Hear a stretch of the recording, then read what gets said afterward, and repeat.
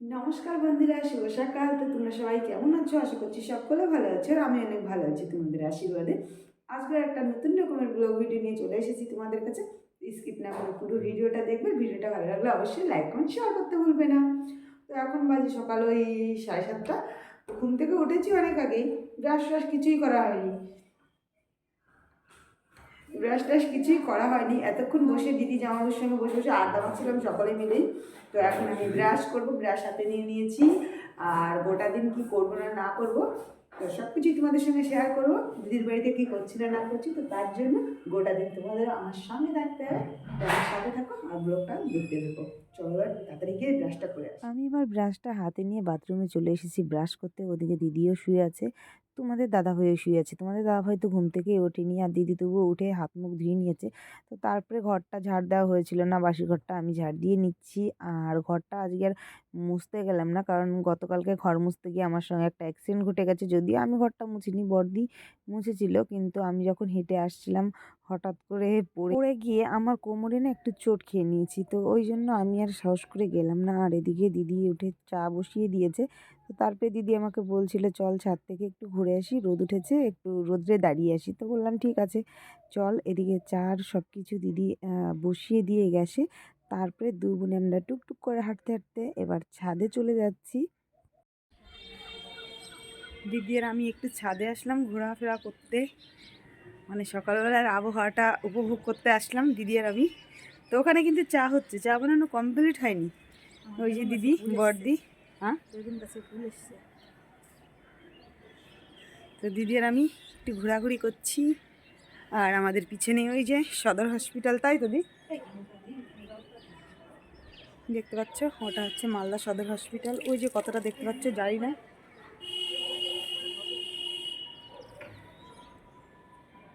এবার ঘরে চলে এসে দিদি আমি জামাইবাবু বসে পড়েছি চা খেতে। আর ওদিকে তোমাদের দাদাভাই ঘুম থেকে উঠে কেবল আর কি ব্রাশ করে মুখ ধুতে গেল।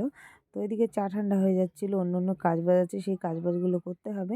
তো ওই জন্য বসে আমি আর দিদি গল্প করছিলাম আর জামাইবাবু মিলে চা খাচ্ছিলাম। তো তারপরে বেশ কয়েকটা দিদির জামা কাপড় নোংরা হয়েছিল। এবার দুজনে মিলেই চলে এসেছি ছাদে আর কি জামা কাপড়গুলো ধোয়ার জন্য। নিচেও ধুতে পারতাম, তো দিদিকে আমি বললাম, দিদি ছাদে বসে আর কি আমার ধুতে ভালো লাগবে, কারণ রোদ উঠেছে, রোদটা গায়ে পড়বে। আর জামা কাপড়গুলো কেচে নেবো, তাহলে ছাদেই যাই, চল ছাদে কেচে নিয়ে আসি। তো ছাদে তো এসেছি জামা কাপড় কাচতে। তো একদম কলটা থেকে না টিপ টিপ টিপ টিপ করে জল পড়ছে, দেখে বুঝতেই পারছো তোমরা। তারপরে আমি একটু হাতটা দিয়ে নাড়া দিলাম, তারপরে একটু বেশি জল পড়ছিল। তো যাই হোক, কিছু করার নেই, নিয়ে যখন এসেছি কাচাকাচি তো করতেই হবে। তো তারপরে জামা কাপড় কেচে চলে এসেছি নিচে। এবার তারপরে জামাইবাবু বাজার করে নিয়ে এসেছে, কী কী বাজার করে নিয়ে এসেছে সেই বাজারগুলো আমি আর কি নামিয়ে নিচ্ছি। এদিকে টাইমটাও বেশ হয়ে গেছে, ওই প্রায় 11টার কাছাকাছি বেজে গেছে। তো দিদি এবার স্নানে গেছে, আমি আবার একটু মুড়ি মেখে নিচ্ছি সবার জন্য। মুড়ি খাবো, পেঁয়াজ, শসা, চানাচুর, আদা, কাঁচা লঙ্কা, ধনেপাতা এগুলো দিয়ে আর কি মুড়ি খাবো। তার জন্য আর কি সব কিছু কেটে নিয়েছি। পেঁয়াজটার কথা বলে ফেললাম, পেঁয়াজটা এখানে দিইনি, যেহেতু আজকে শনিবার, মাছ খাবে না, ওই কারণে আর কি পেঁয়াজ ছাড়াই সব কিছু দিয়ে মুড়ি মেখে নিয়েছি। তো তারপরে আজকে কি মনে হলো, দিদি আমাকে বলছিল, তোর যে জিনিস ভালো লাগে তুই সেটাই রান্না কর। ডালও ছিল, অনেক কিছু ছিল, মিশানো সবজি। তো আমি আবার দিদিকে বললাম, তাহলে খিচুড়ি বানিয়ে ফেলি, সব কিছুই যখন আছে, ডাল টাল এগুলো রান্না করব না, খিচুড়ি বানাবো। তো এই জন্য সব সবজি কাটতে বসে গেছি। আর দিদি আমাকে বললো, তাহলে ওটাই কর। তো মিশানো সবজি করব আর খিচুড়ি করব। ওইদিকে তোমাদের বললাম টাইমটাও বেশ হয়ে গেছে, কিন্তু আমার এখনও স্নান হয়নি, দিদির স্নান হয়ে গেছে। তো এখানে আমি মুগ ডাল আর হচ্ছে চাল ভিজিয়ে নেবো। মুগ ডালটাকে ভেজে নিয়েছি, মটর ডালও দিয়েছিলাম, সেটা আমি হাঁড়িতে দিয়ে দিয়েছি। আর ওখানে খিচুড়ির সবজি রেখে দিয়েছি, খিচুড়ির জন্য সব মশলাগুলোকে ভেজে নিয়েছি। আর এদিকে মিশানো সবজি আমার কমপ্লিট হয়ে গেছে। আর তারপরে আমি স্নান ধান করে চলে এসেছি আর খেতে বসে গেছি। তোমাদের দাদাভাই আর বড়দির খাওয়া হয়ে গেছে, প্রায় এখন ওই 2:30-এর কাছাকাছি বাজে। জামাইবাবুর খাওয়া হয়নি, আমি খাওয়া দাওয়া করে একটু দুপুরবেলা গড়াগড়ি করছি। দুপুরবেলা যদিও আমি ঘুমাই না, কিন্তু একটু মানে শুতে পারলে খুব ভালো লাগে।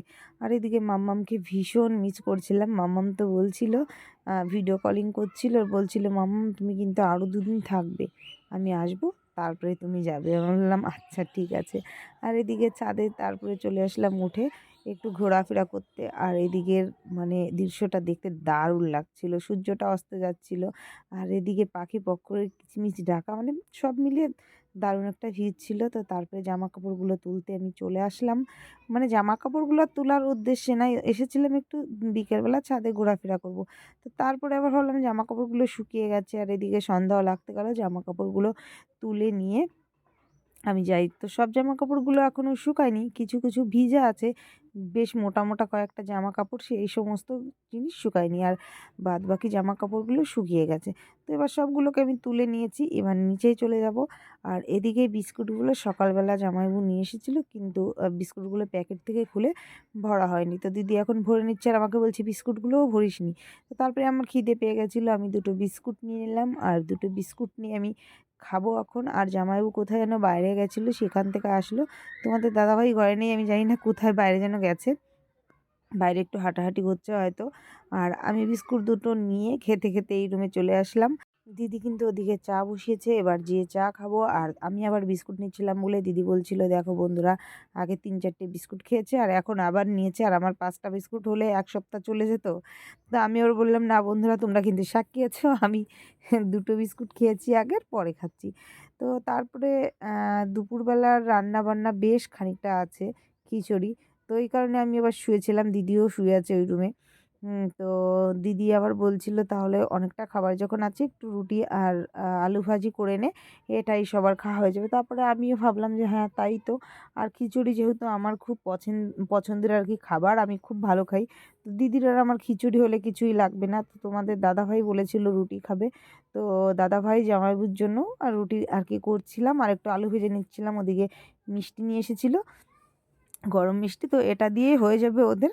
তো আমি এবার আটাটাকে মেখে নিয়ে চলে এসেছি রান্নাঘরে। আর আলুগুলোকে সুন্দর করে ছোট আলুগুলোকে কেটে নিয়ে এসেছি। ওই যে বললাম আলু ভাজি করব আর রুটি করব। তো এদিকে আলু ভাজিটা আমি উঠিয়ে দিয়েছি আর রুটিটা তারপরে বানিয়ে নেব। তারপরে এই যে সব কিছু কমপ্লিট হয়ে গেছে, খেতে বসে গেছি। দিদির আগে খাওয়া গেছে আর আমি আগে একটা রুটি খেয়ে নিচ্ছি, যেহেতু খিচুড়ি খাবো। আমি আর হ্যাঁ, রুটি খেলাম না। ওদিকে তোমাদের দাদাভাই আর জামাইবাবু মিলে রুটি খাচ্ছে। যেটাই করছি না, না করছি, কিন্তু সেই তার মাঝখানে মাম্মামকে ভীষণ মিস করছি। আর ও তো শুধু ফোন করছে আর বলছে আমি এখন ওখানে যেতে চাই। মানে ও হয়তো ভাবছে যে আমি আমার বাড়িতে নেই, মামাবাড়ির লোক কেন গেল? এটাই হয়তো ভাবছে। সত্যি এসে ওকে ভীষণ মিস করছি। ও হয়তো আরও ২ দিন পরে আসবে মামাবাড়ির থেকে, হয়তো ওর সঙ্গে আমাদের দেখা হবে না। আগামীকাল চলে যাব আমরা।